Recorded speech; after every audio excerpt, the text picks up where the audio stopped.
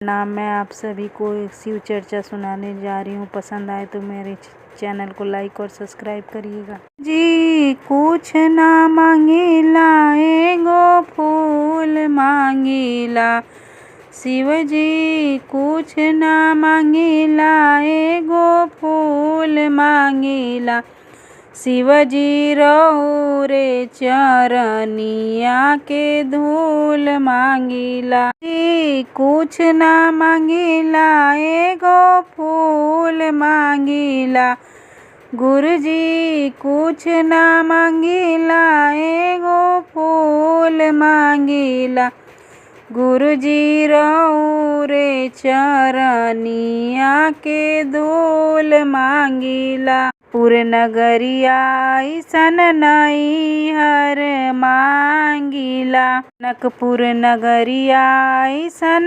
नैहर मांगीला, अवध नियन ससुराल मांगीला, अवध नियन ससुराल मांगी, गुरुजी रहुरे चरनिया के धूल मांगीला। जी कुछ ना मांगीला एगो फूल मांगीला, जी रहुरे चरनिया के धूल मांगीला।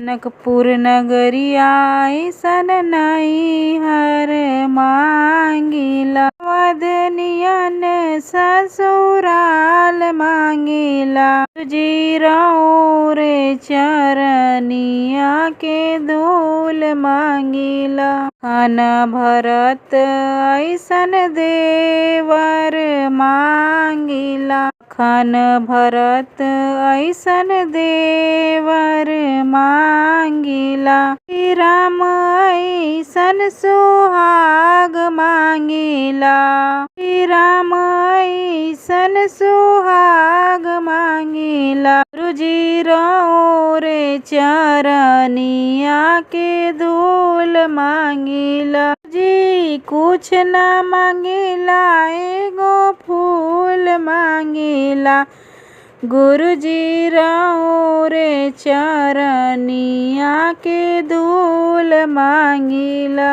और कुछ ऐसन बेटा मांगीला, और कुछ ऐसन बेटा मांगी, गोड़वा लगन के पतोह मांगीला, गोड़वा लगन के पतोह मांगीला, गुरुजी रहुरे चरनिया के धूल मांगीला। जी कुछ ना मांगीला एगो फूल मांगीला, गुरुजी रहुरे चरनिया के धूल मांगीला।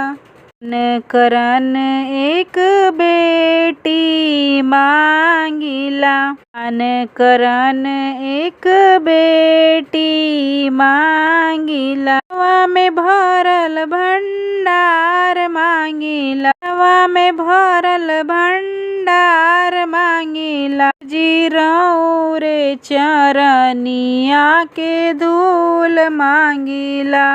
जी कुछ ना मांगीला एगो फूल मांगीला, जी कुछ ना मांगीला एगो फूल मांगीला, गुरुजी रहुरे चरनिया के धूल मांगीला, जी रहुरे चरनिया के धूल मांगी।